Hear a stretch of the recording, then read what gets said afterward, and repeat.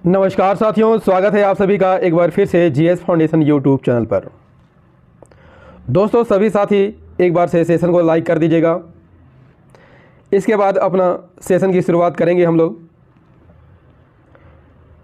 इस सेशन में आपको साइंस बायोलॉजी के 25 प्रश्न देखने को मिलेंगे और इन सभी के साथ आपको मिलेगा फुल एक्सप्लेनेशन। तो दोस्तों, एक बार से सेशन को लाइक कर दीजिए, दोस्तों के साथ शेयर कर दीजिए और यदि आप भी इस चैनल पर नए हैं तो चैनल को सब्सक्राइब जरूर कर लीजिए। दोस्तों, यहाँ पर अति महत्वपूर्ण प्रश्नों को हमने शामिल किया है जो परीक्षा में बार बार रिपीट किए जाते हैं। दोस्तों, किस एग्ज़ाम के लिए महत्वपूर्ण रहेगा? तो ये सभी एग्ज़ाम के लिए महत्वपूर्ण रहेगा। SSC, railway, state PSC, CDS, NDA, UPSC, SI, PGT या फिर आप किसी भी कॉम्पिटिटिव एग्ज़ाम की तैयारी कर रहे हो, ये सभी एग्ज़ाम के लिए महत्वपूर्ण रहने वाला है। दोस्तों, तो सेशन को एक बार से लाइक कीजिए। चलिए शुरुआत करते हैं यहाँ पर सेशन की।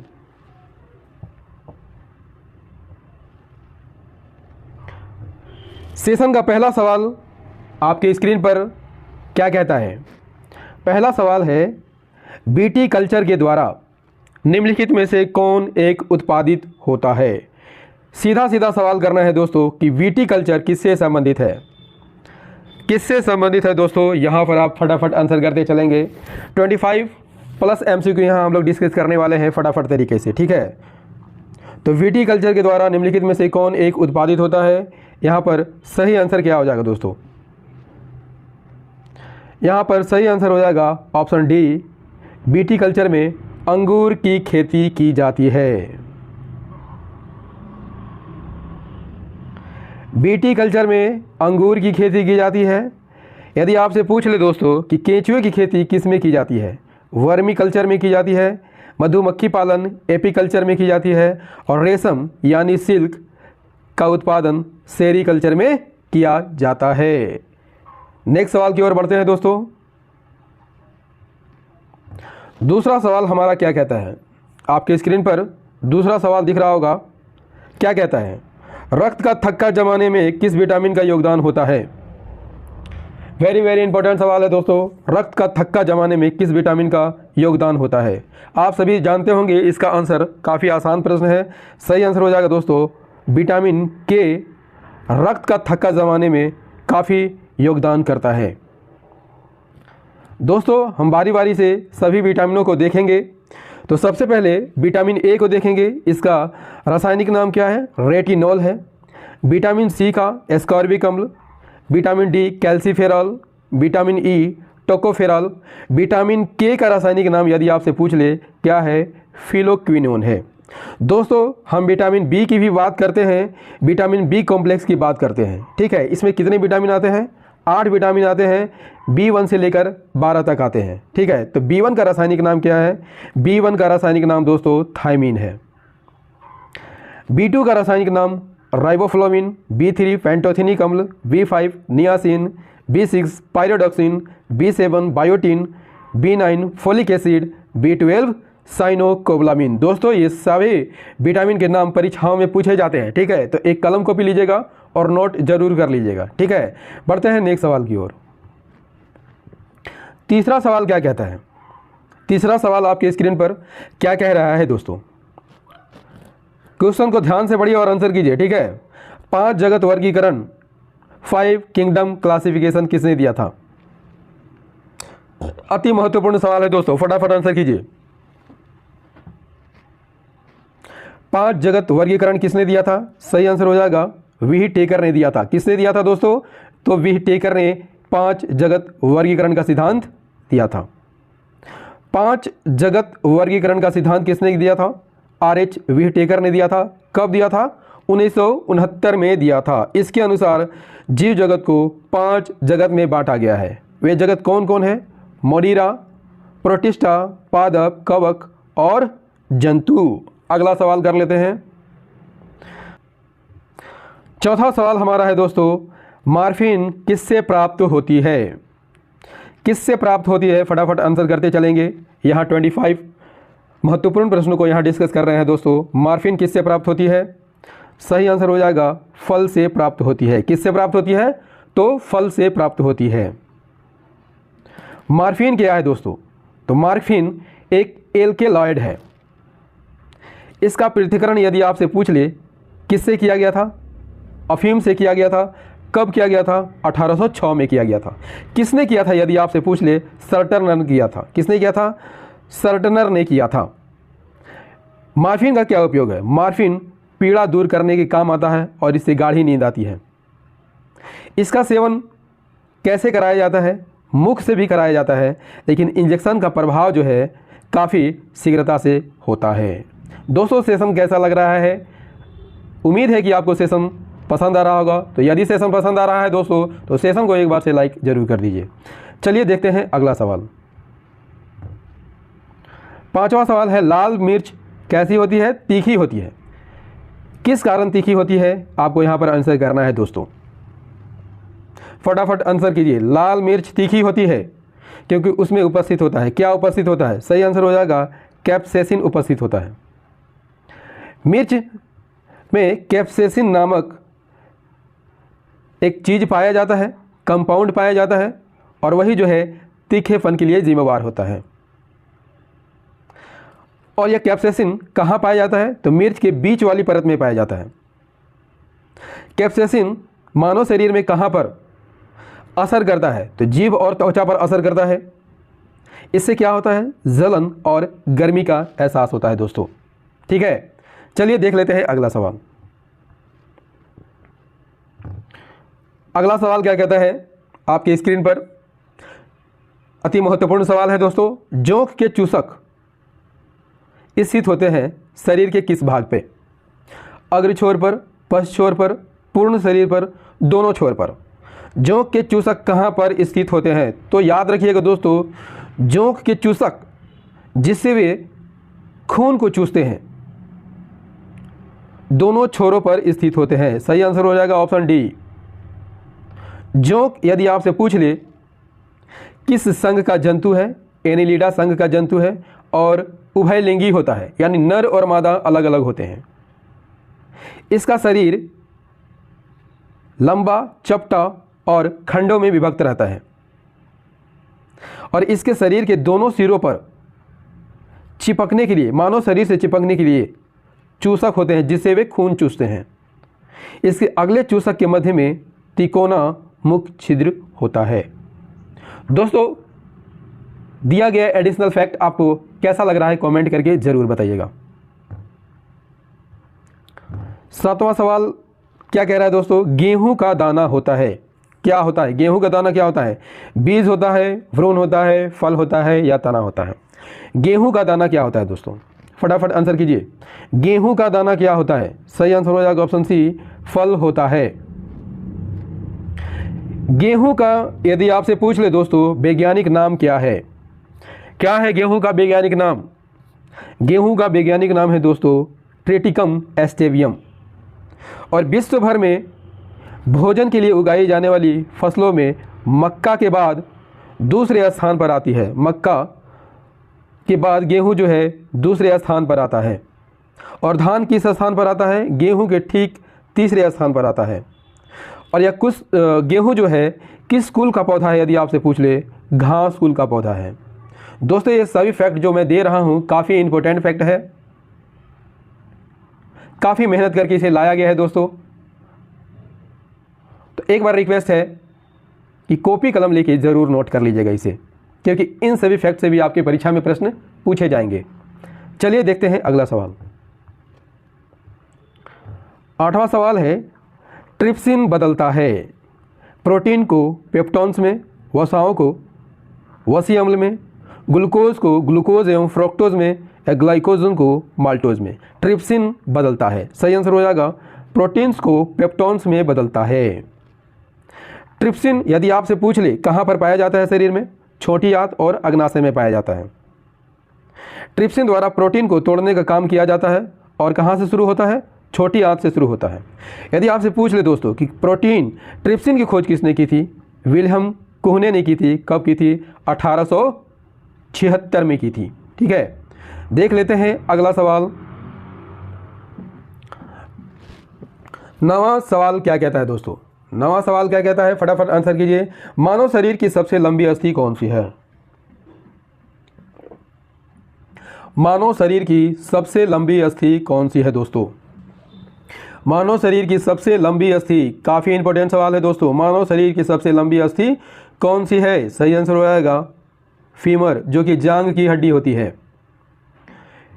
सबसे पहले ऑप्शन में आए हड्डी ह्यूमरस की बात करते हैं तो ये हाथ की हड्डी है। कंधे से केहनी के बीच जो हड्डी पाई जाती है उसे ह्यूमरस कहा जाता है। इसे हम चित्र से भी समझेंगे, ठीक है। रेडियस भी हाथ की हड्डी है। केहनी से कलाई के बीच जो ऊपरी हड्डी होती है उसे हम रेडियस कहते हैं। फीमर पैर की हड्डी होती है। कहाँ पर पाई जाती है? जांग में पाई जाती है। टिबिया भी पैर की हड्डी होती है। घुटने से टखने के बीच जो मोटी हड्डी होती है उसे पैर की हड्डी कहा जाता है। हाथ की हड्डी ह्यूमरस आप देख सकते हैं कहाँ पर है। रेडियस यहाँ पे है, अल्ना आपको देखने को मिल रहा होगा। फीमर जो जांग की हड्डी है। पटेला ठेहुने में पाई जाने वाली गोल हड्डी को पटेला कहा जाता है। टिबिया मोटी हड्डी को और फिबोला पतली हड्डी को कहा जाता है। देखते हैं अगला सवाल।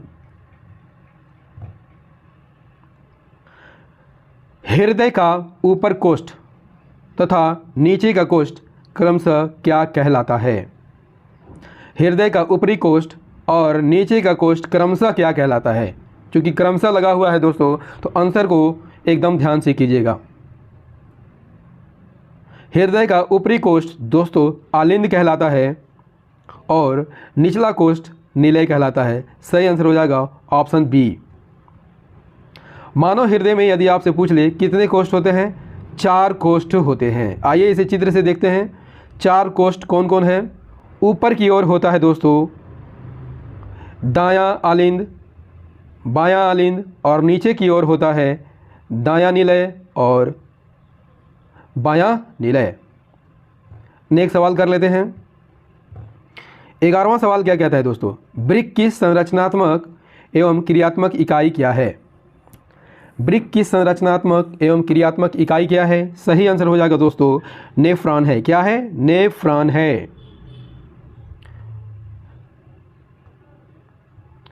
अगला सवाल क्या कहता है? 12वां सवाल। एक गिलास पानी पीने से कितनी कैलोरी ऊर्जा हमें मिलती है? फटाफट आंसर कीजिए दोस्तों। एक गिलास पानी पीने से कितनी कैलोरी ऊर्जा हमें मिलेगी? कितनी मिलेगी? सही आंसर हो जाएगा दोस्तों ऑप्शन ए, 1 भी कैलोरी यानी 0 कैलोरी ऊर्जा मिलेगी। यानी पानी पीने से हमें कोई भी ऊर्जा नहीं मिलती है दोस्तों। पानी या जल क्या है? एक रासायनिक पदार्थ है। इसका निर्माण 2 हाइड्रोजन परमाणु और 1 ऑक्सीजन परमाणु से मिलकर बना होता है। रासायनिक सूत्र क्या होता है? H2O होता है। आप सभी जानते हैं दोस्तों कि जल जो है तीनों अवस्था में पाए जाते हैं, ठोस, द्रव और गैस। तीनों अवस्था में पाए जाते हैं। दोस्तों एक महत्वपूर्ण फैक्ट है कि जल का घनत्व अधिकतम कितने डिग्री सेल्सियस पर होता है? तो याद कर लीजिएगा दोस्तों 3.980 डिग्री सेल्सियस पर होता है। दोस्तों यदि आपसे पूछ ले कि जल का घनत्व अधिकतम कितने डिग्री पर अधिक होता है तो 4 डिग्री सेल्सियस भी यदि प्रश्न में आए तो आप इसे आंसर टिक कर सकते हैं। जमने पर दोस्तों जल का घनत्व क्या होता है? कम होता है और आयतन बढ़ जाता है। कितना प्रतिशत बढ़ जाता है? 9% बढ़ जाता है। अगला सवाल 13वां सवाल क्या कहता है दोस्तों? भ्रूण में एरिथ्रोब्लास्टोसिस फेटेलिस रोग किसके कारण हो सकता है? सही आंसर हो जाएगा दोस्तों यहाँ पर लाल रुधिर कणिकाओं के अभिश्लेषण से हो सकता है। कैसे होता है दोस्तों? जब गर्भवती माँ या महिला के रक्त उसके बच्चे के रक्त से अलग होता है तो इसे एरिथ्रोब्लास्टोसिस फेटेलिस के रूप में जाना जाता है। इसमें क्या होता है? माँ की जो श्वेत रक्त कोशिकाएं होती है बच्चे की आरबीसी पर हमला कर देती है जिससे भ्रूण नष्ट होने की संभावना बन जाती है दोस्तों, और इस रोग को ही एरिथ्रोब्लास्टोसिस फेटेलिस कहा जाता है। नेक्स्ट सवाल की ओर बढ़ते हैं दोस्तों और देखते हैं कि हमारा अगला सवाल क्या कहता है। 14वां सवाल है हरे फलों को कृत्रिम ढंग से पकाने के लिए प्रयुक्त गैस कौन सी है? हरे फलों को कृत्रिम ढंग से पकाने हेतु कौन सी गैस प्रयुक्त की जाती है? सही आंसर हो जाएगा एसिटिलीन गैस की प्रयोग की जाती है। एसिटिलीन का रासायनिक सूत्र क्या है दोस्तों? C2H2 इसका रासायनिक सूत्र है। IUPAC नाम इसका क्या है? एथाइन है। मोलर मास यानी द्रव्यमान इसका कितना है? 26.04 ग्राम प्रति मोल है। घनत्व इसका कितना है? 1.1 kg प्रति घन मीटर। और बॉइलिंग पॉइंट इसका कितना होता है? 84 डिग्री सेल्सियस। और यह अल्काइन श्रेणी में आता है। 15वां सवाल कर लेते हैं। हड्डी में कौन सा लवण सबसे अधिक होता है? हड्डी में कौन सा लवण सबसे अधिक होता है दोस्तों? फटाफट आंसर कीजिए। हड्डी में कौन सा लवण सबसे अधिक होगा? सही आंसर हो जाएगा कैल्शियम फास्फेट सबसे अधिक होता है। कैल्शियम फास्फेट क्या है? एक यौगिक है जिसमें कैल्शियम और फास्फेट दोनों होते हैं। यह प्राकृतिक रूप से पाया जाने वाला खनिज है जो मानव में हड्डियों और दांतों का एक बड़ा घटक है। इसका रासायनिक सूत्र क्या है? Ca3PO4 हॉल्टवाइज 2। पशुओं की हड्डी में कैल्शियम फास्फेट कितना प्रतिशत होता है? 56% होता है। नेक्स्ट सवाल कर लेते हैं। 16वां सवाल कहता है दोस्तों कि पेंगुइन पक्षी कहाँ पर पाए जाते हैं? ऑस्ट्रेलिया में, अफ्रीका में, अमेरिका में या अंटार्कटिका में? अति महत्वपूर्ण सवाल है दोस्तों, आंसर को फटाफट करते चलेंगे।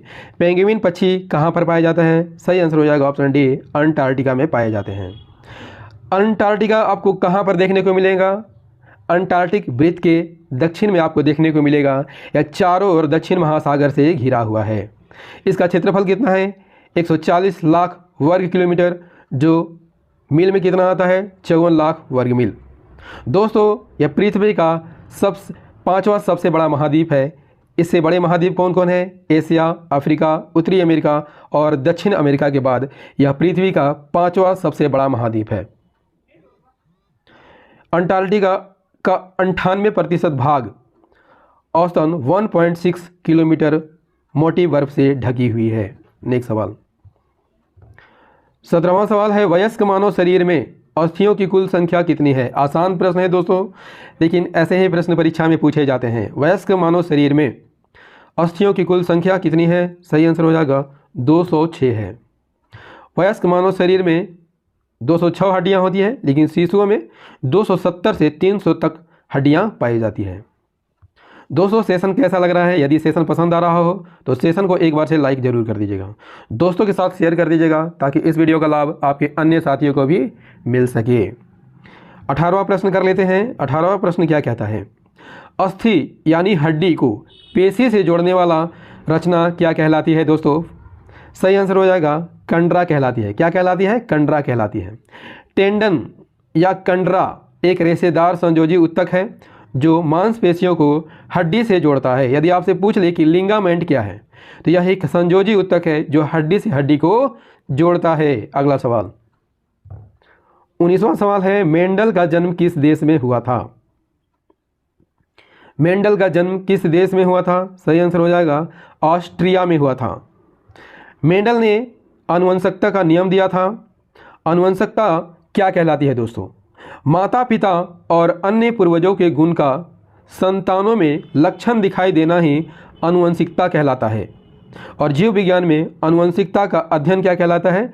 जेनेटिक्स कहलाता है। ठीक है, नेक्स्ट सवाल 20वां सवाल क्या कहता है? चिकित्सा विज्ञान की वह शाखा जिसके अंतर्गत कैंसर और ट्यूमर का अध्ययन किया जाता है क्या कहलाता है? चिकित्सा विज्ञान की वह शाखा जिसके अंतर्गत कैंसर और ट्यूमर का अध्ययन किया जाता है क्या कहलाता है दोस्तों? सही आंसर हो जाएगा ऑप्शन ए, ऑन्कोलॉजी कहलाता है। ऑन्कोलॉजी में कैंसर का अध्ययन किया जाता है। ऑर्निथोलॉजी पक्षियों के विज्ञान से संबंधित है। एंटोमोलॉजी में कीड़े मकोड़ों का अध्ययन किया जाता है। और हर्पेटोलॉजी में सरीसृपों और उभयचर जीवों का अध्ययन किया जाता है। अगला सवाल कर लेते हैं दोस्तों। हमारा अगला सवाल है साइनोबैक्टीरिया क्या कहलाते हैं? किसे साइनोबैक्टीरिया कहा जाता है? सही आंसर हो जाएगा दोस्तों नीली हरित शैवाल को साइनोबैक्टीरिया कहा जाता है। नीले हरित शैवाल को साइनोबैक्टीरिया कहा जाता है। यह क्या है? एक जीवाणु होता है जो प्रकाश संश्लेषण से ऊर्जा पैदा करते हैं। जीवाणु के नीले रंग का क्या कारण है? साइनोबैक्टीरिया है और जीवाणु के नीले रंग के कारण ही इसे साइनोबैक्टीरिया नाम पड़ा है। नीले हरे शैवाल क्या करते हैं, नाइट्रोजन यौगीकरण करते हैं और नाइट्रोजन यौगीकरण करके धान के फसल को आंशिक मात्रा में नाइट्रोजन की क्या करते हैं, पूर्ति करते हैं और यह धान के फसल को 25 से 30 किलोग्राम नाइट्रोजन प्रति हेक्टेयर की पूर्ति करता है। नीले हरे शैवाल के अवशेष से बने खाद के द्वारा धान की गुणवत्ता और उर्वरता जो है कायम रखने में मददगार साबित होते हैं। अगला सवाल कर लेते हैं दोस्तों। 22वां सवाल क्या कहता है? 22वां सवाल कहता है कि थायमिन का सर्वोत्तम स्रोत कौन है? थायमिन का सर्वोत्तम स्रोत कौन है? सही आंसर हो जाएगा थायमिन का सर्वोत्तम स्रोत यहाँ पर काजू है। काजू का वनस्पतिक नाम क्या है? एनाकार्डियम ओसिडेंटल काजू का वनस्पतिक नाम है। काजू का पेड़ तेजी से बढ़ने वाला उष्णकटिबंधीय पेड़ है। यदि आपसे पूछ ले दोस्तों कि काजू की उत्पत्ति किस देश में हुई है? ब्राज़ील में हुई है। अगला सवाल, झींगा मछली किस संघ का सदस्य है? फटाफट आंसर करते चलेंगे दोस्तों। झींगा मछली किस संघ का सदस्य है? सही आंसर हो जाएगा ऑप्शन डी, आर्थ्रोपोडा संघ का सदस्य है। झींगा एक जलीय जंतु है, आप सभी जानते होंगे, खाए भी होंगे। इसका शरीर 2 भागों में बटा होता है, सिफेलोथोरैक्स एवं उदर में बटा होता है। सिर में एक जोड़ा संयुक्त आँख होता है, 2 जोड़े एंटीना होते हैं। इसमें 5 जोड़े पैर और 5 जोड़े शाखांग होते हैं और यह श्वसन किसके द्वारा करता है? गिल्स के द्वारा यह श्वसन करता है। आप देख सकते हैं यहाँ पर झींगा मछली का चित्र। 24वां सवाल कर लेते हैं दोस्तों। 1 ग्राम वसा के ऑक्सीकरण से कितने कैलोरी ऊर्जा हमें मिलती है? सही आंसर हो जाएगा 9.3 कैलोरी ऊर्जा मिलती है। 1 ग्राम वसा के ऑक्सीकरण से 9.3 किलो कैलोरी ऊर्जा हमें मिलती है। नेक्स्ट सवाल, 25वां सवाल क्या कहता है? प्रोटीन के निर्माण में किस तत्व की आवश्यकता होती है? काफ़ी इंपॉर्टेंट सवाल है। सही आंसर हो जाएगा नाइट्रोजन की आवश्यकता होती है। नाइट्रोजन एक रासायनिक तत्व है। इसका प्रतीक चिन्ह क्या है? एन है। परमाणु क्रमांक 7 है और सामान्य ताप और दाब पर यह गैसीय अवस्था में होता है। वायुमंडल में इसका प्रतिशत यदि आपसे पूछ ले कितना होता है? 78% होता है। यह सर्वाधिक मात्रा में तत्व के रूप में उपलब्ध होता है। यह कैसा गैस है? रंगहीन, गंधहीन, स्वादहीन और अक्रिय गैस है। इसकी खोज किसने की थी? 1773 में स्कॉटलैंड के वैज्ञानिक डेनियल रदरफोर्ड ने की थी। सेशन का अंतिम सवाल है दोस्तों, किस तत्व की कमी से घेंघा रोग हो जाता है? सही आंसर हो जाएगा आयोडीन की कमी से घेंघा रोग हो जाता है। दोस्तों साइंस का ये सेशन आपको कैसा लगा कमेंट करके ज़रूर बताइएगा। यदि सेशन पसंद आया हो तो इसे लाइक कर दीजिएगा, दोस्तों के साथ शेयर कर दीजिएगा और यदि आप भी इस चैनल पर नए हैं चैनल को ज़रूर सब्सक्राइब कर लीजिएगा दोस्तों, तभी मेरे आने वाली हर वीडियो का नोटिफिकेशन आपको सही समय पर मिल सकेगा। दोस्तों याद रखिएगा मेरी वीडियो डेली रात को 8 बजे आती है, तो इसे रोज़ देखना मत भूलिएगा। मिलते हैं अगले सेशन में अगले विषय के साथ। जय हिंद, धन्यवाद।